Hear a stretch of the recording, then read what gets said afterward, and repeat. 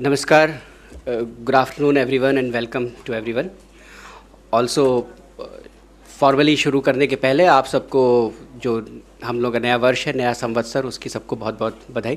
पूरे भारत में कई हिस्सों में इसको हम लोग मनाते हैं. So I think every one of us deserves greetings on this occasion. Today, this briefing is in two parts.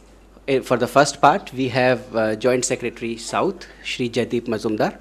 He is going to speak and then perhaps take 2 or 3 questions on the forthcoming visit, actually the visit which has already begun, of the Honorable Prime Minister of Malaysia to India. So the floor is of yours. Thank you very much. So as you all know, the Prime Minister of Malaysia, His Excellency Dato Sri Mohammad Najib, is visiting India from 30th March to 4th of April. He is accompanied by his spouse, Datin Sri Rosma Mansoor. This will be his third visit to India as Prime Minister. He has been to India before as a Defence Minister as well. And it follows the highly successful visit of our own Prime Minister to Malaysia in November 2015. It would be quite safe to say that our bilateral relations have never been as good as they are today. And the relationship encompasses a very wide canvas, from economic and commercial to defense and security, and the traditional people-to-people links that we have enjoyed. This fact is evidenced by the fact that Prime Minister Najib's delegation includes as many as 10 cabinet ministers, and in addition to a large number of senior officials and a very large business delegation with some of the top companies and businessmen of Malaysia in it. The Malaysian Prime Minister has already arrived in Chennai today afternoon. He will be given a civic reception by the Governor of Tamil Nadu, in which the Honorable Chief Minister and other dignitaries will be present. This is the Malaysian Prime Minister's second visit to Chennai. The visit is also important since Malaysia is home to about 2.7 million Indian origin people, of which the large majority of Tamil origin. The visit also comes in the context of the 60th anniversary of the establishment of diplomatic relations between India and Malaysia this year, when we are also celebrating the 25th anniversary of our relations with ASEAN.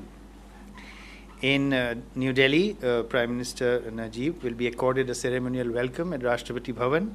He will call on the Honorable President and Honorable Vice President, in addition to his meetings with the Prime Minister. The External Affairs Minister will call on him. The Prime Minister will host a banquet in honor of the Prime Minister of Malaysia and his spouse.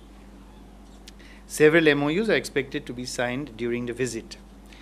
The Prime Minister of Malaysia will also be traveling to Jaipur, where he will meet the Honorable Chief Minister of Rajasthan, who will also host a lunch in his honor. Malaysia, as you may know, has bid for several road projects in Rajasthan, totaling about $1.2 to $1.4 billion. In all, the total projects that will be under discussion during the visit could amount to about $5 billion during the entire visit. The Apex Chambers of India will host a business summit on the 3rd of April, where about 15 business agreements are expected to be signed. The reconstituted India-Malaysia CEOs Forum, which comprises of many important Indian and Malaysian business organizations, representatives, will be meeting for the first time on the margins of this visit, and they will present their recommendations to the two Prime Ministers on the 1st of April. Malaysian investments to India are to the tune of about $6 billion, and an additional $6 billion worth of projects have been executed in India. Our own investments in Malaysia are about $2.5 billion. So as you can see, it's quite a significant economic relationship. Our cooperation in the areas of defense and security, counter-terrorism, health, Indian medicine, education, tourism and culture have all strengthened in the last few years. The presence of a very dynamic, large Indian origin community contributes to our strength of our relationship. In the defense and security front, our relations have strengthened, particularly after our Su-30 pilots were sent to Malaysia between 2008 and 10 to train Malaysian pilots. We held our first joint military exercises in 2012, And for the first time, our joint naval exercises were held last year in 2016.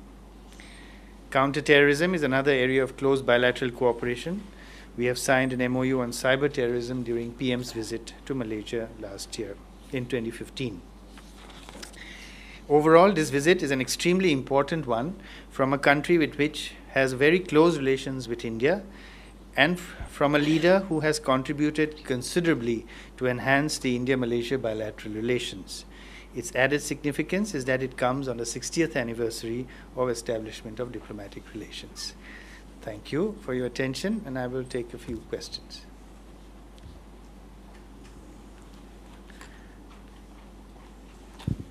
Sir, how many business people are, which are the major business representatives coming from Malaysia, and is there anything between India and Malaysian space cooperation? The business delegation that will come is around between 80 to 100 member business delegation. We don't have the full list of the individuals who will be here, but they comprise a very large number of areas of the bilateral commercial relationship, which includes areas like infrastructure, finance, and in mobile telephony and things like that, with which we already have significant bilateral cooperation. On the space cooperation front, yes, we have been discussing between the two countries the frontier areas that we can cooperate in, and we will take these discussions forward.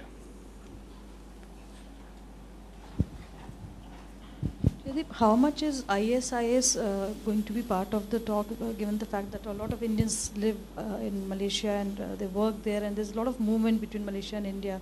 So are you going to have a plus-side talk on the security issue, and any special agreements on these lines? Certainly. We have a very robust cooperation between India and Malaysia in the area of counterterrorism.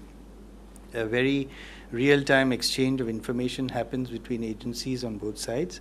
Certainly, world international terrorism and terrorism in our region will be an important subject in the bilateral discussions between the two sides.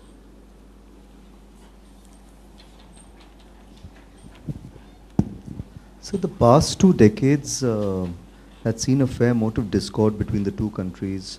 Malaysia was a strong critic of India on Kashmir, and then they had problems in treating their own Tamil minority, which was raised in our parliament also. So have the two countries moved beyond that, or are these issues still on the table? As I said right at the beginning of my presentation to you, I think that the relationship today is better than it has ever been before. And we are now looking only to the future, because there is a tremendous amount that we can both do together, and there's a realization on both sides of this potential. You know, these 2.7 million people of Indian origin living in Malaysia, it's a very prosperous community, most of it, but they are not allowed to have their own companies under the Bhumiputra arrangement. They need to have a sleeping partner, a Malaysian citizen. Only then they can, hope to do any kind of business in that country. The Prime Minister is preponing his elections and is hoping that this 7 to 8% of the electorate, which is of Tamil and Indian origin, will, support his party. Has this issue ever become a subject of discussion between the two countries, or do you have any plans to take this up at this point of time? Thanks. As you yourself said, the Indian origin community in Malaysia is prosperous and doing very well, and they contribute considerably to the Malaysian economy, and they are appreciated for that purpose. That's all I can say at the moment.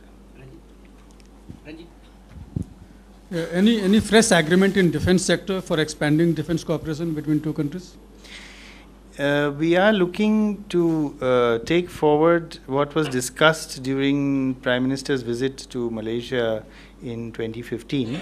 So we are looking at a couple of areas that were identified at that time, but it would be premature for me to say that this has been done already. We will let you know on the 1st of April when they are concluded.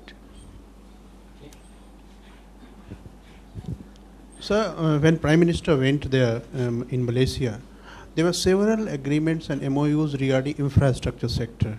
And as far as I remember, there was one MOU on making a huge convention center in Delhi also. So do you have any idea how many of them have fructified and what is the progress on that? Yes, you're right. There were several projects that were discussed both in India as well as in Malaysia. And one of them, as you have rightly pointed out, was the construction of a world-class convention center in India. We are working to see how to involve Malaysian companies in construction of such a complex in the NCR region, and that discussion is progressing. Can we take a last question? Yeah. Last question. As the Nellore airport is something that the Malaysian companies are looking at, and they will carry forward their discussions during this visit of their business persons.